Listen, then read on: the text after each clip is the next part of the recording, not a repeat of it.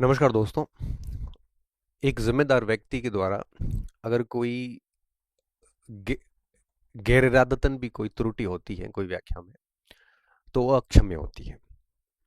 तो मेरे से भी कल त्रुटि रही, मैं उसके लिए क्षमा प्रार्थी हूँ। कोशिश की थी मैंने कि भाई मैं आपका कन्फ्यूज़न क्लियर करूँ, बट उसमें मैं खुद उसको गलत व्याख्या दे गया। हालांकि मुझे जल्द समझ में भी आ गया, मैंने वीडियो डिलीट भी कर लिया। मुझे फिर पूरी रात अच्छे से बेचैनी सी रही, मैंने कहा यार गलत चीज़ बता दी बच्चों को, क्योंकि जब भी कभी हम क्लास लेते हैं और कोई तथ्य गलत चला जाता है, ह्यूमन है, एरर हो जाती है।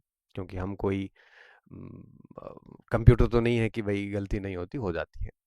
तो जब भी कभी ऐसी हमारे से त्रुटि होती है, तो हमें सही बताऊं, रात पूरी ऐसे बड़े बेचैनी सी होती है, नींद में भी ऐसे आता है यार गलत तथ्य चला गया। दूसरे दिन कक्षा में जाके जब तक वो ठीक नहीं करवाते, तब तक बेचैनी रहती है। कल मेरे साथ ऐसा ही हुआ।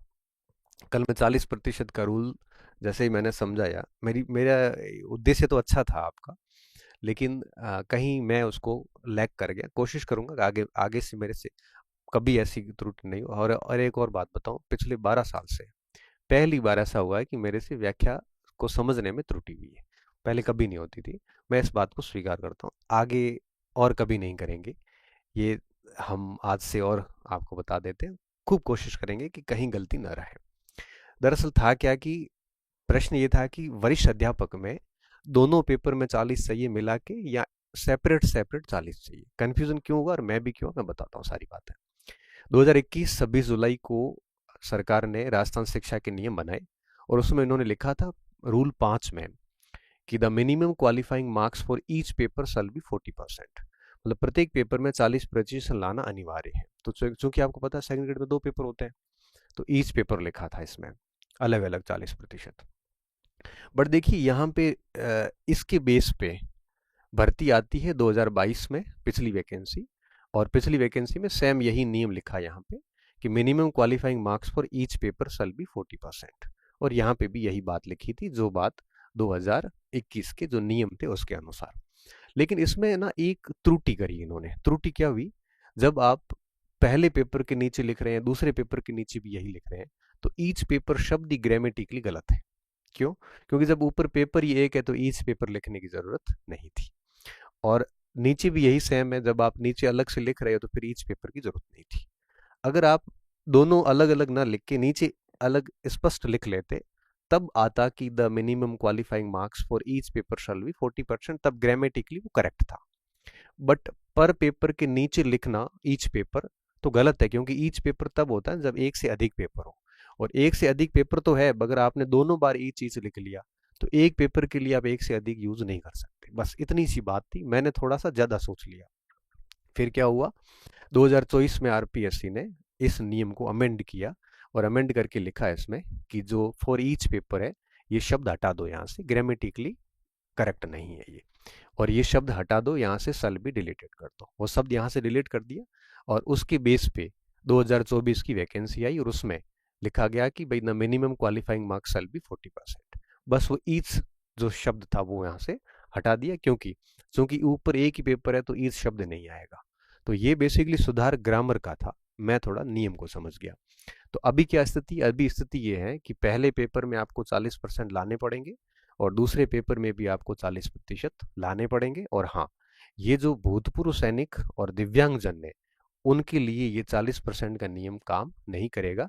ये 24 की बात है, जो परीक्षा अब हुई थी 7 तारीख से 12 सितंबर के बीच में उसकी।